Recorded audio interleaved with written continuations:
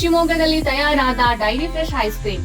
Pure milk ಬಳಕೆ, real fruits ನ ನೈಜ ಸವಿ, ನ್ಯಾಚುರಲ್ ಕಲರ್ಸ್ ಮಾತ್ರ, ಯಾವುದೇ ಆಡೆಡ್ ಕಲರ್ಸ್ ಇಲ್ಲ. 15 ವರ್ಷಗಳ ನಂಬಿಕೆಯ ಸೇವೆ, ರುಚಿಯಲ್ಲಿ ಟೇಸ್ಟಿ, ಆರೋಗ್ಯದಲ್ಲಿ ಬೆಸ್ಟ್. ನಮ್ಮ ಊರಿನ ಹೆಮ್ಮೆ, ನಮ್ಮ ರುಚಿಯ ಆಯ್ಕೆ dairy fresh ice cream. ಸರ್ಫಾ quotes, ಸರ್ಫಾ quotes, ಸರ್ಫಾ quotes ರವರ ಸುದೀರ್ಘ ಬಾಳಿಕೆಯ ಸುಂದರವೂ ಆದ ಜಲಾಧಾರಿತ ಪರಿಸರ ಸ್ನೇಹಿ ಪೇಂಟ್ಗಳನ್ನೇ ಬಳಸಿ. Surfa luxury emulsion paint, odourless, low VOC, good for health, good for earth. Surfa coat.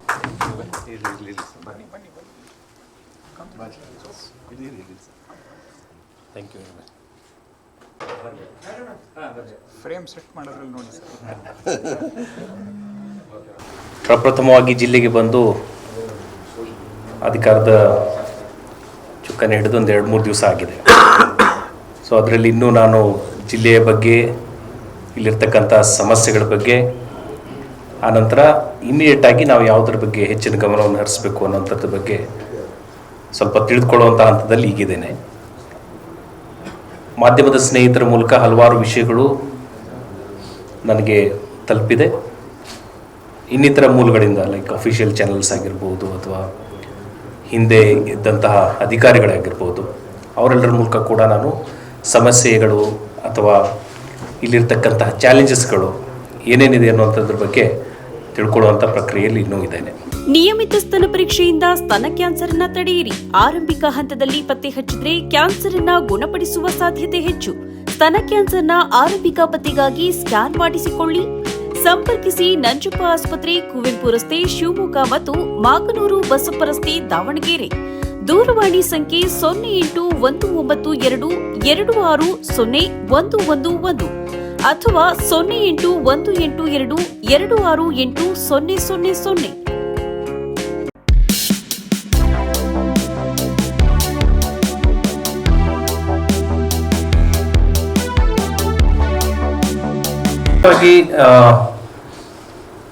ಪ್ರಥಮ ಆದ್ಯತೆ ಆಬ್ವಿಯಸ್ಲಿ ಶರಾವತಿ ನಿರಾಶ್ರಿತರ ಬಗ್ಗೆ.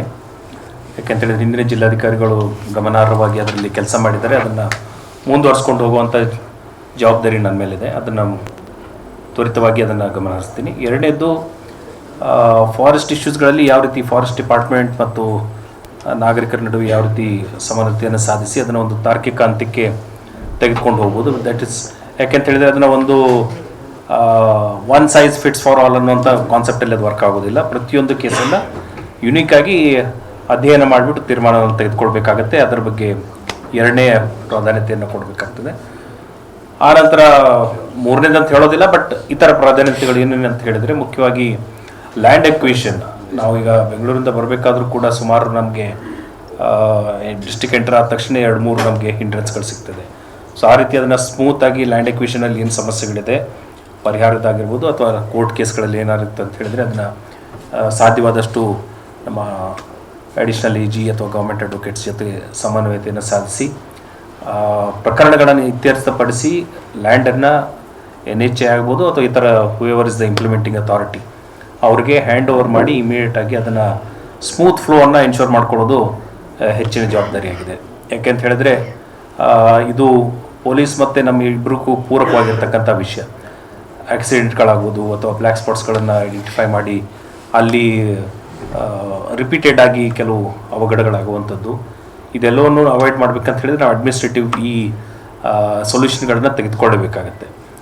ಅದನ್ನು ಹೊರತುಪಡಿಸಿ ನನಗೆ ಮುಖ್ಯವಾಗಿ ರೆವಿನ್ಯೂ ಇಲಾಖೆಯಲ್ಲಿ ಈ ನಿರಂತರವಾಗಿ ನಡೀತಕ್ಕಂಥ day to day, it's not a one time activity. ಕಂದಾಯ ಇಲಾಖೆಯಲ್ಲಿ ಯಾವ ರೀತಿ ನಾವು ಸಿಟಿಸನ್ ಫ್ರೆಂಡ್ಲಿ ಇದ್ದೀವಿ ಅನ್ನುವಂಥದ್ದನ್ನು ನಾವು ಪರಾಮರ್ಶೆ ಮಾಡಿಕೊಳ್ಬೇಕಾಗತ್ತೆ. ಕೆಲವು ಆಸ್ಪೆಕ್ಟ್ಗಳಲ್ಲಿ ನಮ್ಮ ಜಿಲ್ಲೆ ತುಂಬ ಚೆನ್ನಾಗಿ ಪ್ರೋಗ್ರೆಸ್ಸಲ್ಲಿದೆ. ಕೆಲವು ಪ್ಯಾರಾಮೀಟರ್ಗಳಲ್ಲಿ ನಾವು ಮಧ್ಯಸ್ತರದಲ್ಲಿದ್ದೀವಿ. ಇನ್ನು 1-2 ಪ್ಯಾರಾಮೀಟರ್ಗಳಲ್ಲಿ ಸ್ವಲ್ಪ ಕಡಿಮೆನೂ ಇದ್ದೀವಿ. ಸೊ ಆ ಎಲ್ಲ ವಿಷಯಗಳನ್ನು ನಾನು ಪರಿಗಣನೆಗೆ ತೆಗೆದುಕೊಂಡು ಸಾಧ್ಯವಾದಷ್ಟು ನಾವು ಪ್ರಗತಿಯನ್ನು ಒಂದು ಅಟ್ಲೀಸ್ಟ್ ನಮ್ಮ ಸ್ಟೇಟ್ ಲೆವೆಲ್ ರಿವ್ಯೂ ಮಾಡುವಂಥ ಸಂದರ್ಭದಲ್ಲಿ ಶಿವಮೊಗ್ಗ ಜಿಲ್ಲೆ ಪ್ರಥಮ ಒಂದು 2-3 ಸ್ಥಾನಗಳಲ್ಲಿ ಇರೋ ರೀತಿ ಆಗಬೇಕು ಅನ್ನುವಂಥದ್ದು ನನ್ನ ಆಶಯವಾಗಿದೆ. ಅದು ಹೊರತುಪಡಿಸಿ ಇನ್ನೊಂದು ಮುಖ್ಯವಾಗಿರ್ತಕ್ಕಂಥದ್ದು, ಟೂರಿಸಂ ಆಲ್ರೆಡಿ ಒಳ್ಳೆ ರೆಸ್ಪಾನ್ಸ್ ಇದೆ, ಆದರೂ ಕೂಡ ಇನ್ನೂ ಹೆಚ್ಚಿನ ಏನು ಅನ್ನೋನ್ ಪ್ಲೇಸಸ್ ಇದೆ, ಅಥವಾ ಕೆಲವು ಸಾರ್ವಜನಿಕರ ಸ್ಕ್ಯಾನರಲ್ಲಿ ಇನ್ನೂ ಬರದೇ ಇರತಕ್ಕಂಥ ಕೆಲವು ಹಿಡನ್ ಜೆಮ್ಸ್ ಅಂತ ಏನಿರ್ತಾವಲ್ಲ, ಅಂಥವನ್ನು ಕೂಡ ನಾವು ಸಾಧ್ಯವಾದಷ್ಟು ಅದಕ್ಕೆ ಪ್ರಚಾರವನ್ನು ಕೊಟ್ಟು ಜನರು ಕೂಡ ಅಲ್ಲಿ ಹೋಗೋ ರೀತಿ ಆಗಬೇಕು. ಅನಂತರ ಆ ಸ್ಥಳಗಳಿಗೆ ಮೂಲಭೂತ ಸೌಕರ್ಯಗಳನ್ನು ಕೊಡುವಂಥ ವ್ಯವಸ್ಥೆಗಳು ಕೂಡ ಮಾಡಬೇಕು ಅನ್ನೋಂಥ ಆಲೋಚನೆಗಳನ್ನು ಇಟ್ಟು ಎಸ್ KFD ಕೂಡ ಗಮನ ಹರಿಸಬೇಕಾಗ್ತದೆ. ತಾವು ಕೂಡ ಇಂಟ್ರಾಕ್ಷನ್ ಮಾಡುವಂಥ ಸಂದರ್ಭದಲ್ಲಿ ಹೇಳಿದರೆ ಆಲ್ರೆಡಿ ಕೆಲವು ಪ್ರಕರಣಗಳು ಬೆಳಕಿಗೂ ಬಂದಿದೆ. ಆನಂತರ I don't know whether it is confirmed or not, but ಒಂದು ಸಾವು ಕೂಡ ಆಗಿದೆ ಅಂತ ಹೇಳ್ತಾ ಇದ್ದೀನಿ. ಸೊ ಆ ಹಿನ್ನೆಲೆಯಲ್ಲಿ ಯಾವ ರೀತಿ ನಾವು ಮುನ್ನೆಚ್ಚರಿಕೆಯನ್ನು ವಹಿಸಬೇಕು.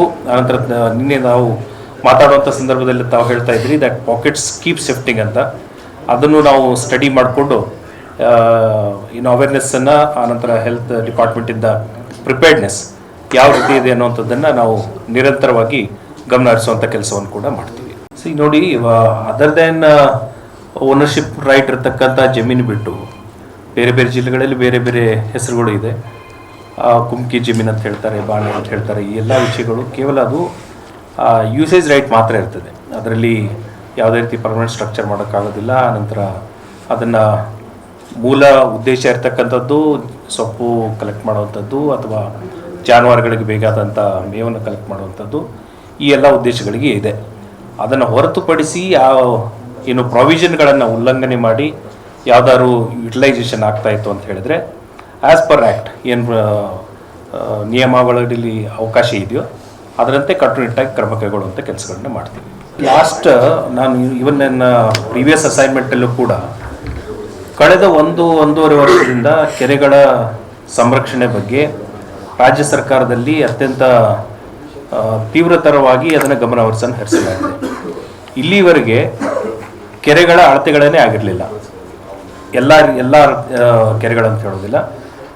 ಏನಾಗ್ತಿತ್ತು, ಕೆರೆ ಅಂತ ಹೇಳಿದ್ರೆ ಮೈನರ್ ಇರಿಗೇಷನ್ನ ಅಥವಾ ಲೋಕಲ್ ಬಾಡಿನ, ಗ್ರಾಮ ಪಂಚಾಯತ, ನಗರಸಭೆನ ಅನ್ನುವಂಥ ಗೊಂದಲಗಳಿರ್ತಾ ಇತ್ತು. ಬಟ್ ಕಳೆದ ಒಂದು 7-8 ತಿಂಗಳ ಹಿಂದೆ minor irrigation department has done a very tremendous ಕೆಲಸ. ಈ ಹಿನ್ನೆಲೆಯಲ್ಲಿ ಪ್ರತಿಯೊಂದು ಕೆರೆಯನ್ನು ಅವರ ಮಾಲೀಕತ್ವದ ಆಧಾರದ ಮೇಲೆ ವಿಂಗಡಿಸಿದ್ದಾರೆ. ಈಗ ಯಾವುದೂ ಕೆರೆಗೆ ಮಾಲೀಕರು ಯಾರು ಅನ್ನೋಂಥ ಗೊಂದಲ ಇಲ್ಲವೇ ಇಲ್ಲ. ಪ್ರತಿಯೊಂದು ಕೆರೆಗೆ ಹೂ ಇಸ್ ದ ಓನರ್ ಅನ್ನೋಂಥದ್ದು ಡಿಸೈಡ್ ಆಗಿದೆ. ಆನಂತರ ನನ್ನ ಅದರದೇನ್ ಸನ್ಮಾನ್ಯ ಮುಖ್ಯಮಂತ್ರಿಗಳ ಅಧ್ಯಕ್ಷತೆಯಲ್ಲೇ ನಾನು ಅಟೆಂಡ್ ಮಾಡಿದಂಥದ್ದು 3 ಮೀಟಿಂಗ್ಗಳನ್ನ ನಾನು ಅಟೆಂಡ್ ಮಾಡಿದ್ದೀನಿ ಈ ಕೆರೆಗಳ ವಿಷಯಕ್ಕೆ ಸಂಬಂಧಿಸಿದಂಗೆ. ಅವರ ಕ್ಲಿಯರ್ ನಿರ್ದೇಶನ ಏನಿದೆ ಅಂತ ಹೇಳಿದರೆ, even to the survey department, ಯಾವಾಗ ರಿಕ್ವೆಸ್ಟ್ ಬರ್ತದೆ ಯಾವುದೇ ಇಲಾಖೆಯಿಂದ ಕೆರೆಗಳ ಅಳತೆ ಕಾರ್ಯಕ್ಕೆ, ಎಲ್ಲಕ್ಕಿಂತ ಮುಖ್ಯವಾಗಿ ಅದನ್ನು ಮಾಡಬೇಕು. ಆನಂತರ ಕೆರೆಗಳ ಪುನರುಜ್ಜೀವನ, ಅದರಲ್ಲಿ ಇಲಾಖೆಯ ಕಾರ್ಯಕ್ರಮದ ಮೂಲಕ ಆಗ್ಬೋದು ಅಥವಾ ಸಿಟಿಸನ್ ಪಾರ್ಟಿಸಿಪೇಷನ್ ಆಗ್ಬೋದು, ಸಮುದಾಯದ ಪಾಲ್ಗೊಳ್ಳುವಿಕೆಯಿಂದ ಆಗ್ಬೋದು. ಈ ಎಲ್ಲ ಒಂದು ಪಾರ್ಟಿಸಿಪೇಟಿವ್ ಅಪ್ರೋಚ್ ಮೂಲಕ ಕೆರೆಗಳನ್ನು ಪುನರುಜ್ಜೀವನಗೊಳಿಸಿ ಅದನ್ನು ಮತ್ತೆ ನಾವು ಜೀವ ತುಂಬುವಂಥ ಕೆಲಸಗಳನ್ನು ಮಾಡಬೇಕಂತ ನಿರ್ದೇಶನ ಕೊಟ್ಟಿದ್ದಾರೆ. ಒತ್ತುವರಿ ಇತ್ತು ಅಂತ ಹೇಳಿದರೆ ನಿರ್ದಾಕ್ಷಿಣ್ಯವಾಗಿ ಅದರಲ್ಲಿ ಅದನ್ನು ತೆರವುಗೊಳಿಸುವಂಥ ಕೆಲಸ ನಾವು ಮಾಡೇ ಮಾಡ್ತೀವಿ. ಅದು ನಮ್ಮ ಜವಾಬ್ದಾರಿ ಕೂಡ.